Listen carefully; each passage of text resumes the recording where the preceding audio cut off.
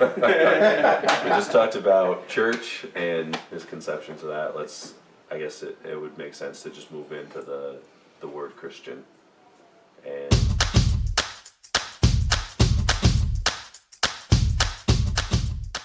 I mean, so we don't have to rehash things that we've said. But all right, we live in a world that is, where that could hopefully be a good term. All right, this person's a Christian because Jesus was perfect and compassionate and perfect.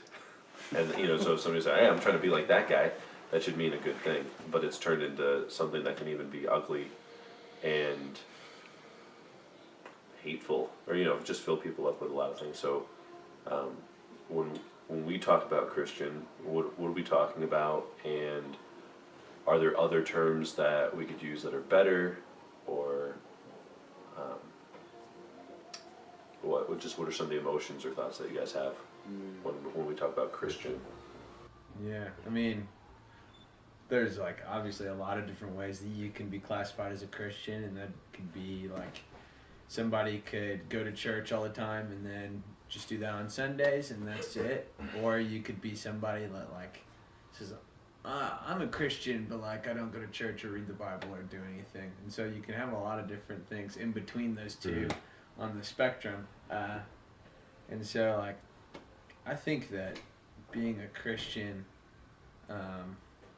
obviously we can just start off with the basics here, that being a Christian means that we're trying to be like Christ. And so if you are a Christian, you can't be like something that you don't understand or don't know anything about. And so a Christian is somebody who is trying to learn who Jesus was and who he is, and trying to live like that. That's what I think. All right. So there's the claim. There's the social actions that can kind of affiliations, but then there's the actual life of the individual. So there's a lot of that can go in with that. So how did Christians get a bad name? A lot of things have happened through the centuries. Crusades are almost cliche that everybody brings that up when they talk about something bad about it, but it's true. But you can look back even through civil rights era when Christians or churches or Christians were probably on the wrong side of civil rights. Even today, when we see some issues, the religious right might be in a position that's not sympathetic to the poor or the needy, and so Christians, for that reason, can get a bad name and be seen as intolerant, unloving, unmerciful. And so, Christian in the world over centuries has had some negative connotation to it. Is there anything you guys can think of right off that would be things that are typical of Christians or almost expected of Christians, that when you think about the life of Christ, it just doesn't match up? This is what we feel like Christians should do or expect Christians to do today, but Jesus would probably not have had any part of that. Many people get the expectation that, what David was saying, that you become Christian, your life's going to stop being horrible and become better. Some may think you're going to start becoming rich, get the nicest car, do all these great things, but for me, understands that that was not what Christ was granting us, to live a super comfortable life, but to understand that, we have eternal life after this life, and that we're here to love and do everything that like how he lived, and not to be judgmental and everything. And so, that's one thing that I learned. Yeah, Jesus, he wasn't really very wealthy. He hung out with a lot of bad people. I think that's another thing that Christians do is Christians hang out with good people. But Jesus hung out with prostitutes and some dirty, rotten cheats in the business world, and he hung out with also the highest of the high, government officials and high people in the church. but like, like Jesus doesn't live the life that we want a lot of times. Like I don't want the life that Jesus lived, because I want to live comfortably, have enough Right. money to pay for things, or have security, and I want to pay off loans, and I want to, have a nest egg or something like that. Son of God has no place to rest his head. Not even close. Yeah.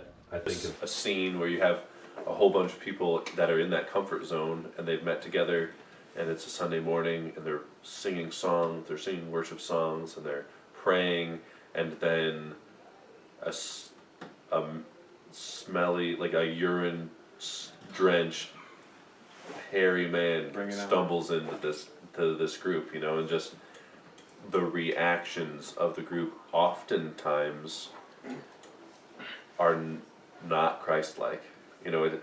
It's kind of like, well, we've got this thing going on, and now you've interrupted it.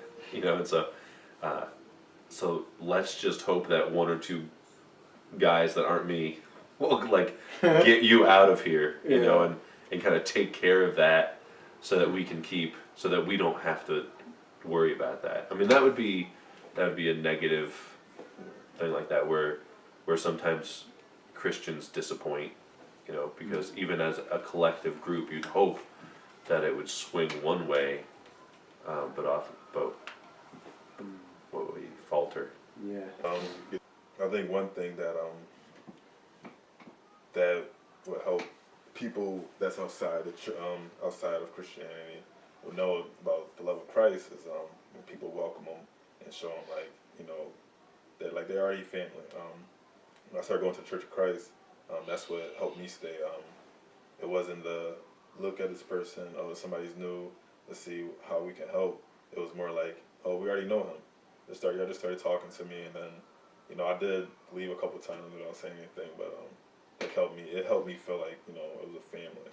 Mm-hmm. And so, that's one thing that Christians all over, that would be a great thing to learn, is to welcome whoever comes in, no matter their background or whatever, and just help to build them up.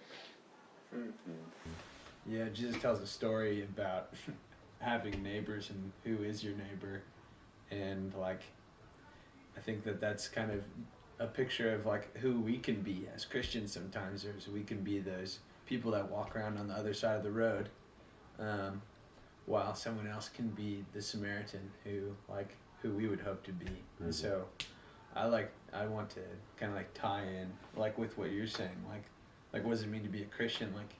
It means to be a neighbor. And who was the guy that was a neighbor? It's the guy that stopped to help, and it was the guy that stopped to get to know you. And so, yeah, I think that's one of the things that I want to be my identity as a Christian, is that I'm a Christian neighbor, somebody that cares for those that are around me, and who knows them. My name is Rob, but you guys probably all know some other guy named Rob, right? In your life, and if you knew them before you knew me, or if you knew me before them, sometimes even that can dictate those things. Like when we were having a new baby and we're trying to think of baby names, and there's certain names that even now, Cassie would be like, oh, there's this girl that lived down the street and her name was this and I couldn't stand her, and and so that carries over. So every girl that she meets that has that name, there's just automatically this I might not like you because of this person. So once somebody has that bad taste, it's a lot harder to get rid of bad taste than a good experience. So that's where we have the opportunity to maybe not make that the focal point or the first thing we put out there, but to be the change in their opinion, or even if we're the exception, to say, you know what, I think that Christians are a bunch of hypocrites, but that guy Vern, he seems pretty solid, and so then we can build off of that. But that's dependent on us not screwing it up, living up to our word. But. And that's why I think it comes down to pretty much what they say is, what they were saying about your deeds, your actions, not being I'm this person right off the bat. Let your life show who you are. That I'm following this person. That my life is different. That I'm set apart. There's something different about me, and it piques somebody's curiosity, and that's when you can get to that conversation of who you are. Oh, I have this group of people that I meet with. They're my church. I fellowship with them. So live such good lives as Peter says in the Bible, live such good lives that it silence some of these other things people say, these perceived conceptions that other people have should be silenced by our lives independently where we live, or even in smaller groups. That silences some of that. Oh, well, I had this idea that Christians were like this, but I just found out Dirk is a Christian. He's nothing like that. So his life is reflecting something different, and it causes them to say, maybe I have something wrong. Maybe Christians are people who are following Christ and trying to live out who he is, how his life was lived out.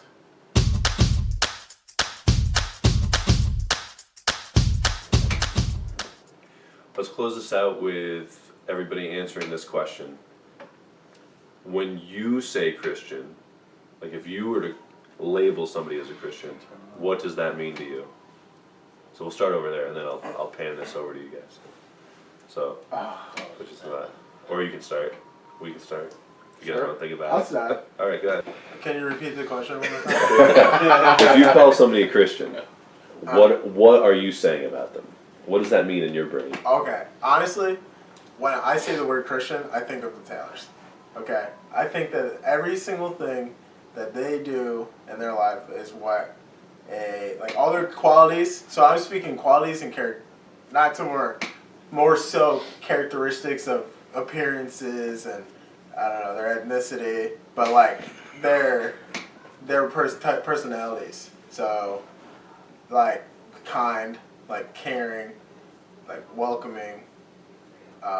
If I say any more words, I feel like I might be just kind of Brown nosing. yeah, no, but like we have like 5 other people here that have opinions, and I think a lot of nice characteristics will come out. Also, on a negative note, somewhat judgmental. I'm just gonna throw that out there. Christian, not you guys, but like, well, yeah, you guys too, because everybody's judgmental. But I think as Christians, we get the term judgmental a lot, and that's something that you feel, yes, you think about other Christians. that's They more can something be- I also think, yes, Okay. about myself and other Christians. Okay.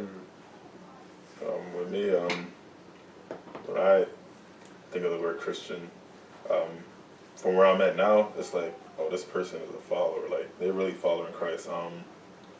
Like yeah, they know they make mistakes and everybody sins, but like I see that they keep it going.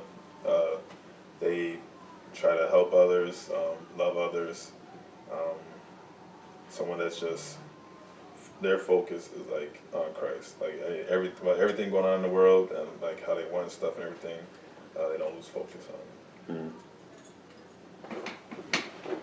If we're saying our idealized idea of what a Christian is, it'd be somebody who's following the attributes of Christ and looking at his life and seeing how cultural he was, how caring he was for those in need, and trying to live that out. Maybe another way would be to look at the fruits of the Spirit. Do you have you truly have love, joy, peace, patience, kindness, all those attributes in your life, and not like they're a checkoff list. It just comes as being part of following the Spirit of Jesus Christ in your life. And I guess really too, what that is someone who's had a conversion of their heart by Jesus Christ and the Holy Spirit that has moved them towards following what Jesus did in everyday life. I guess one of my favorite definitions is what Keith Green said many, many years ago. Somebody who's bananas for Jesus. Nice. Yeah. To me, I think that the word, like calling someone a Christian, honestly doesn't mean a whole lot. Like it's kind of been just so used and like all over the place that like when I say Christian, I feel like I'm like just kind of saying a nationality or something. Like, oh yeah, that guy's a Christian. Like, but like what does that mean? But I think that there are like people who I believe are like really like sold out for Christ, like my dad was talking about, and those people like I don't know if I really have a word for them, but like they're people that inspire awe in me because I see Jesus so clearly in who they are, and so the word Christian doesn't have a lot of power for me, but there are Christians who have a lot of power because of the guy that they follow. What do I think of? Yeah, What do you think? While you guys were talking, one of the things I did think of, to be well-rounded, was actually the side of like if somebody says, "How do I become a Christian?" and that made the question kind of interesting to me because how I would say to become a Christian and then how I judge people and how all of you guys kind of said it, how you judge somebody if they really are a Christian. I think they mesh, but I think that's where it starts is knowing Jesus, which is what we're talking about, like getting to know who this man is, desiring to follow him, but then a lot of that has a lot of selfish play into it, like desiring the heaven that he offers, you know, the salvation that he offers and the freedom that is offered through what he's done for us. So I think that person that then can weigh the cost of that and see what that means and really understand it. What does it mean for me to really buy into this and follow this person, and I'm willing to give that up? And I think that I've seen that even at that juncture of decision.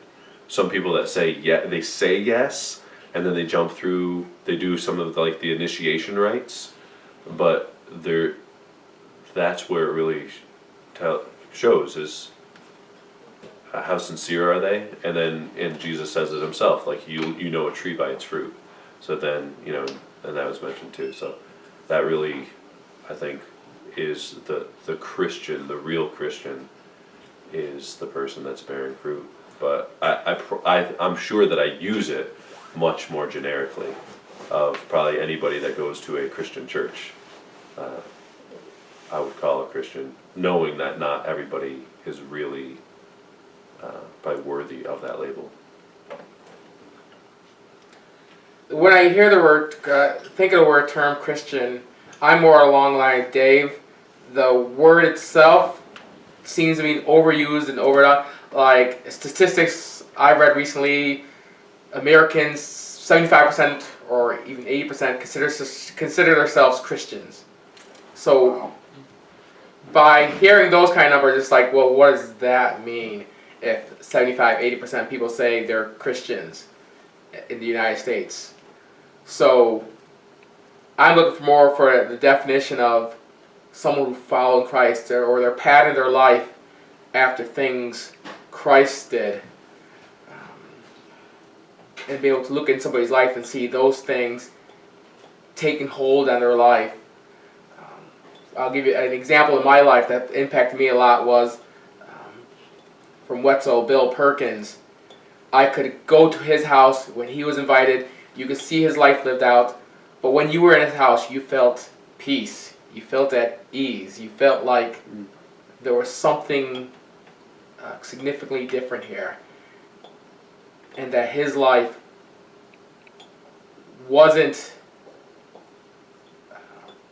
he wasn't choosing what he wanted to follow, but he was following somebody's pattern. So he was giving his life to follow to Christ, to follow in his pattern. And so when you see that lived out in somebody else's life, you see the true identity of a Christian, somebody who's sold out for Jesus, somebody who has that compassion and just lives their life in a way that you can see they're set apart.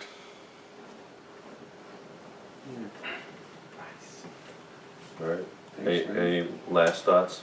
Yeah, Before we shut it down. I wasn't calling you guys judgmental. It's just like, you guys are